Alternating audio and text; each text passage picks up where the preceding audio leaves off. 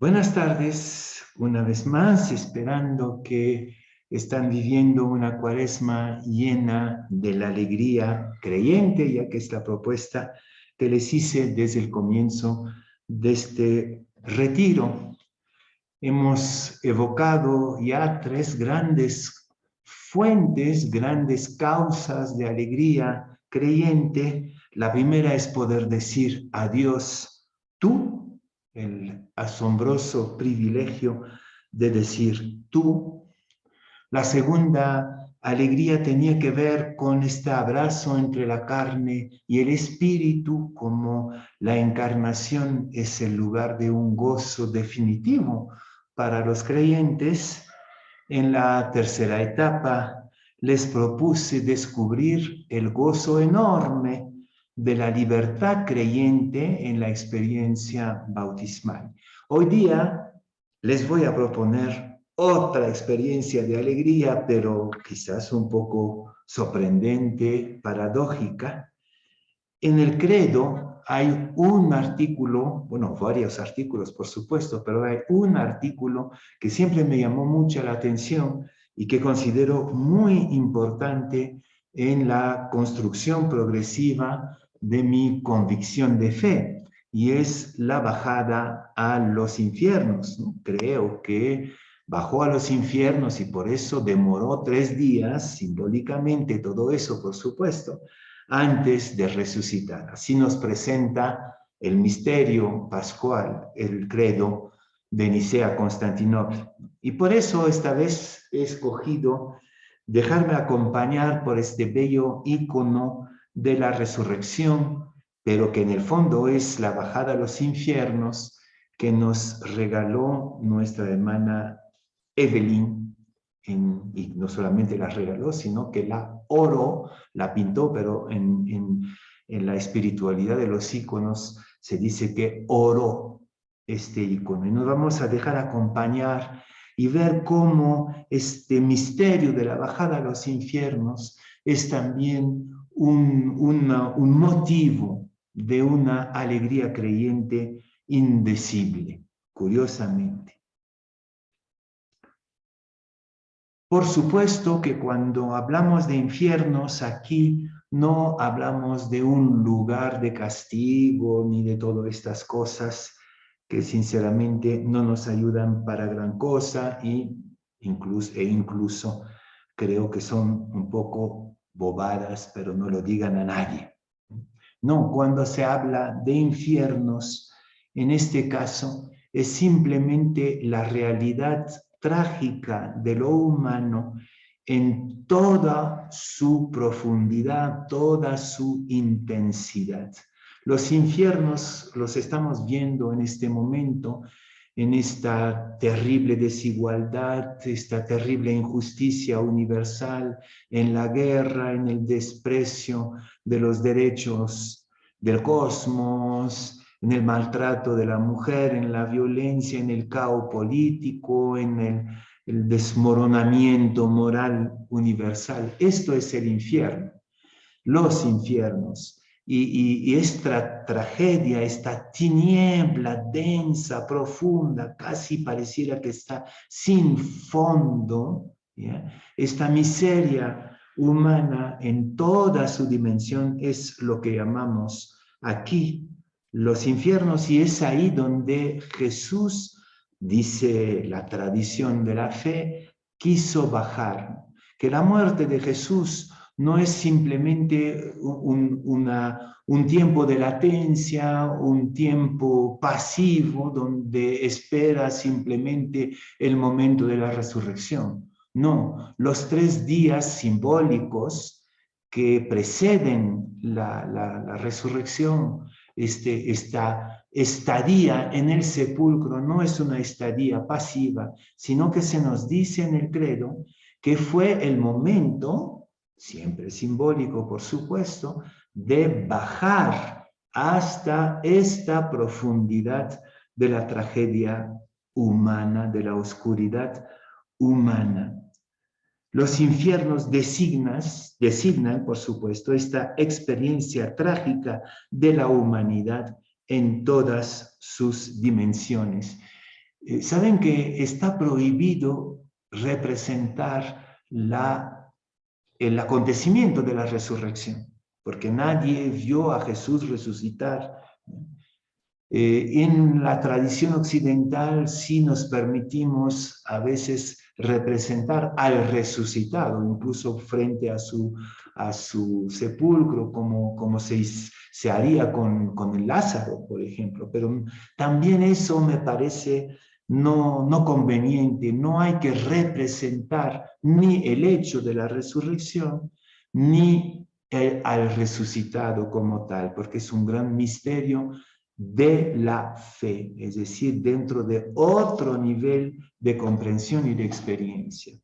Pero sí, los orientales nos invitan para celebrar la resurrección, y nosotros lo hacemos cada sábado en la noche y cada domingo, nos invitan a entrar en este misterio de la bajada a los infiernos, y entonces lo tienen aquí maravillosamente representado.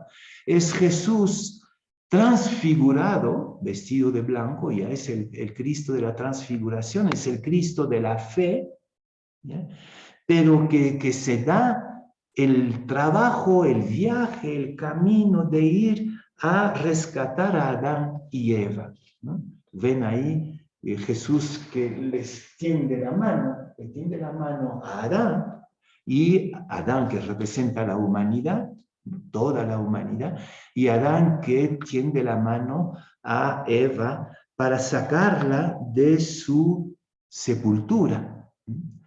Entonces, paradójicamente, el tiempo de demora de Jesús en el sepulcro significa el viaje hacia lo más hondo de la tiniebla de la humanidad, y este levantar a la humanidad de su oscuridad, de su ceguera, de su drama aparentemente definitivo.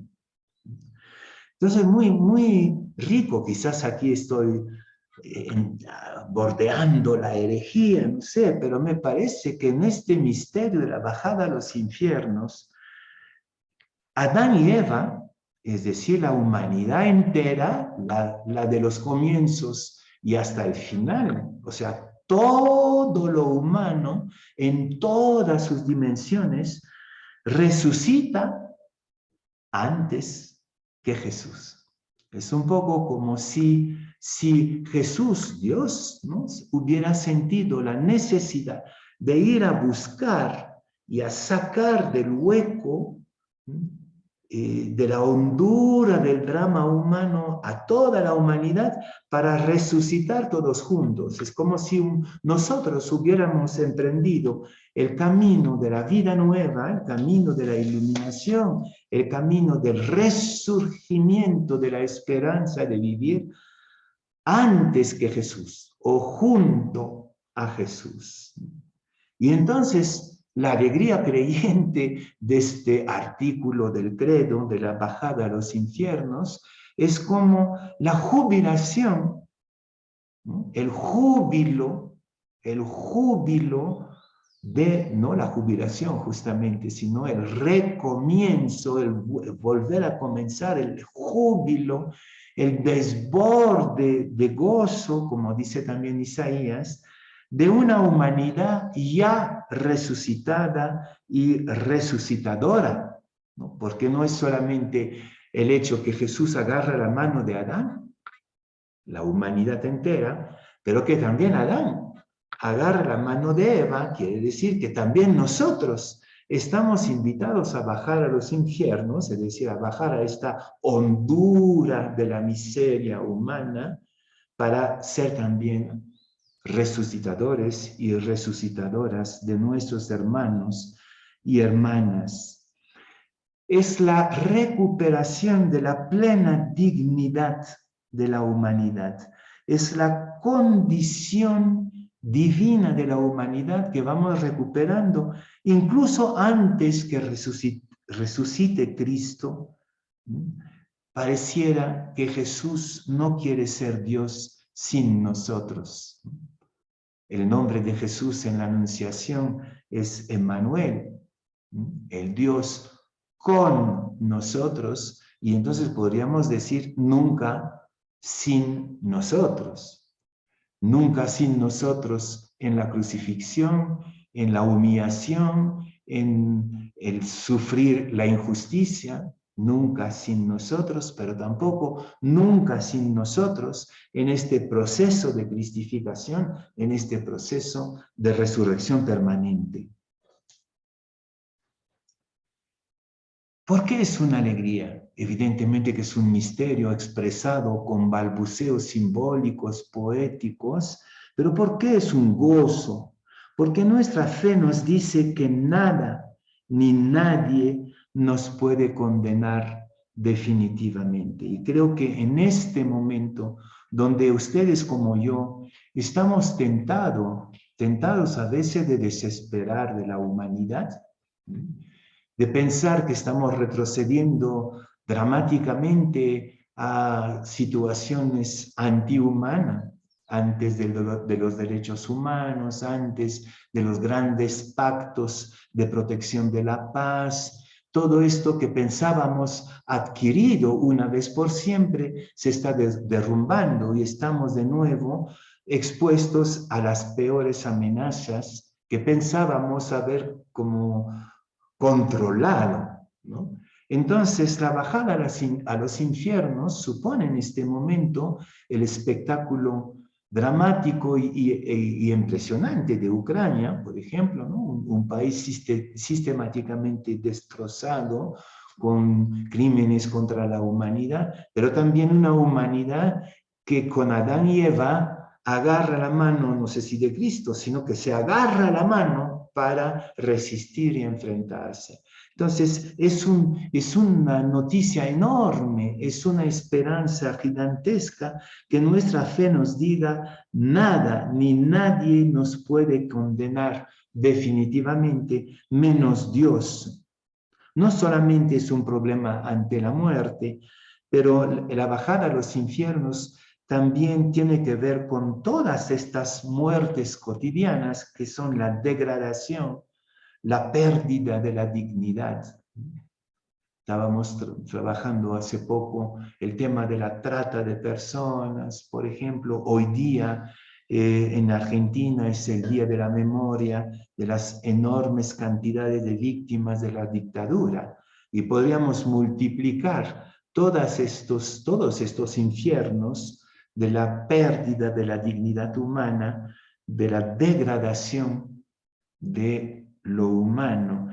Lo que se nos dice, y creo que en la cuaresma, y esta cuaresma atípica que estamos pasando, lo que se nos dice es que nada puede condenar al ser humano, ni siquiera él mismo, porque claro, lo que vemos también es humano, ¿no? O sea, esta degradación de lo humano también es humano.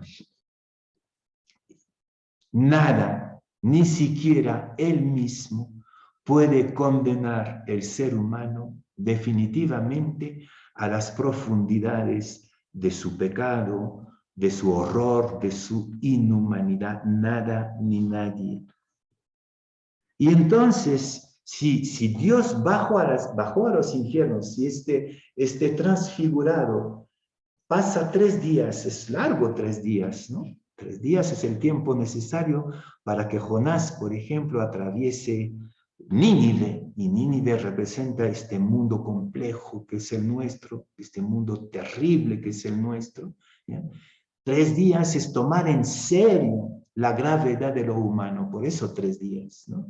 Es grave, la Biblia cuando dice 3 días, quiere decir, bueno, es algo que toma tiempo porque es forzado, es complejo. Entonces, la bajada a los infiernos se vuelve, por lo tanto, para nosotros una tarea, es la tarea de todos los creyentes. Si creemos que hemos sido resucitados con Cristo, casi, no sé si Pablo estaría de acuerdo, pero repito, antes que Cristo, porque Cristo no quiso resucitar sin nosotros. Entonces, nuestra tarea de resucitados es resucitar a Eva, a Adán, a los demás, ¿no? Nuestra vocación de creyente es resucitadora. La carta a los Colosenses dice, si hemos resucitado con Jesucristo, busquemos las cosas de arriba, es decir, agarremos en este fango humano la mano de los que están casi por hundirse y seamos movimiento de resurrección, en particular de los más débiles y destrozados. Y entonces ahí nuestra famosa opción preferencial por los pobres se vuelve una alegría enorme, la alegría sin fin de la bajada a los infiernos de los creyentes. Es eso la opción por los pobres. Es la bajada a los infiernos de la comunidad creyente. Quisiera contemplar con todavía más gozo, no se puede decir aleluya en este momento todavía, pero hay un aleluya contenido en el corazón, ¿bien?, que proclama a través de esta convicción de fe, nada humano está fuera de Dios. Es eso, este misterio de resucitar con Jesucristo, ¿no? Nada humano está fuera de Dios. Para redimir la miseria humana, nuestra propia miseria, hay que bajar a su encuentro. Jesús es el Dios del encuentro, siempre va al encuentro. Para redimir la miseria humana hay que ir a su encuentro, hay que bajar a su encuentro. Durante su vida, Jesús había tocado muchas veces las llagas, todas las plagas de la humanidad, las llagas físicas, morales, psíquicas, como dice San Benito, dice que en la comunidad hay que aguantar todas las llagas culturales, religiosas, todas las había tomado sobre sí. Pienso en particular en la mujer hemorroísa. Ese es un episodio bellísimo.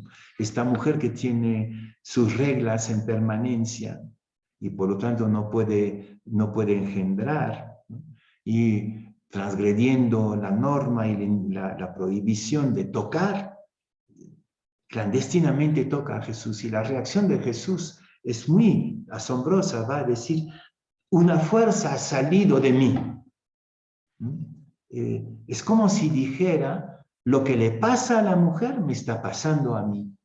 Estaba como asumiendo, a pesar, o quizás por ser varón, lo que significa para una mujer no poder engendrar. ¿Ya? Una fuerza salió de mí. Va hasta ahí la bajada a los infiernos. Va hasta ahí.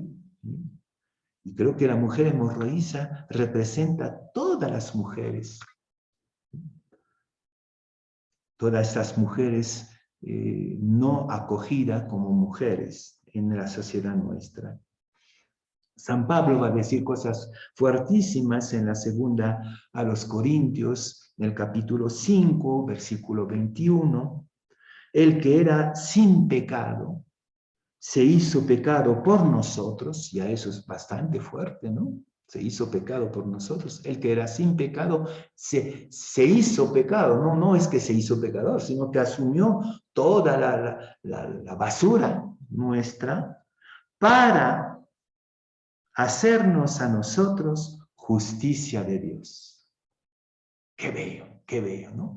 El que no tenía pecado se hizo pecado por nosotros para hacernos a nosotros justicia de Dios. ¿Qué más queremos, no? Nuestra miseria moral se ve entonces transfigurada también, una vez por siempre, en gracia. Nuestra miseria moral se ve transfigurada, una vez por siempre, en gracia. Es eso, ¿no? El transfigurado transfigura una vez por siempre nuestra miseria, nuestra basura en gracia. Nuestra miseria se vuelve la herida glorificada de Cristo.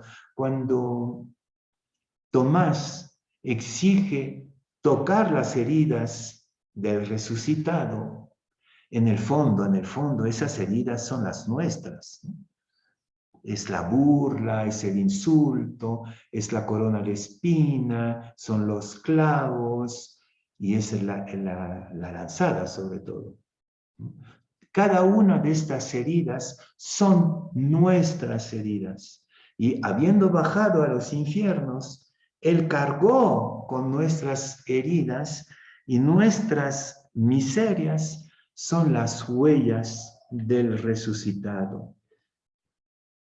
Entonces, y voy a terminar mi reflexión con esta contemplación, entonces la bajada a los infiernos es la alegría perfecta. Eso para parafrasear a San Francisco, ¿no? La alegría perfecta no son los pajaritos, las flores de la primavera, el cielo azul, el niño agradable, no. La alegría perfecta, y creo que San Francisco, que tuvo los estigmatas, ¿no? Estigmatas, que no sé si se dice en castellano, estaría de acuerdo conmigo que la alegría perfecta se produce en la bajada a los infiernos. Y la Cuaresma simbólicamente es como un tiempo que nos regala la Iglesia para llegar a nuestros propios infiernos, no para culpabilizarnos, no para lamentarnos, tampoco para creer en la fuerza sanadora de nuestros esfuerzos, tampoco es eso. Más bien es bajar con Jesús al lugar más crudo de nuestra miseria. Y ahí Jesús, como un profesor de música, nos toma la mano. No sé si han visto eso cuando un niño recién está aprendiendo a tocar un instrumento, que sea el violín o que sea el piano, y que el profesor en las primeras clases agarra la mano del niño, la pone en el instrumento y empieza a hacerle tocar las notas, ¿no? Y el niño, todo maravillado, descubre la armonía de la melodía, pero en el fondo es el profesor que le está tocando la mano para que pueda hacer salir la música. Y creo que la bajada a los infiernos es eso, es Jesús que nos agarra la mano para que podamos tocar nuestras miserias y nuestras heridas y sacar de ellas la melodía escondida de nuestros dolores. Esta divina melodía, este violín, este piano del alma que canta divinamente desde el instrumento de nuestra miseria. Es eso, la Cuaresma, es hacer cantar nuestras heridas bajo la mano del gran profesor de música que es Cristo, y así resucitar en Él y casi antes que Él. Porque Cristo, lo repito, no quiere resucitar, es decir, acceder a la plenitud de la vida sin que primero lo hayamos vivido nosotros, lo hagamos nosotros desde nuestra propia experiencia de la lanzada.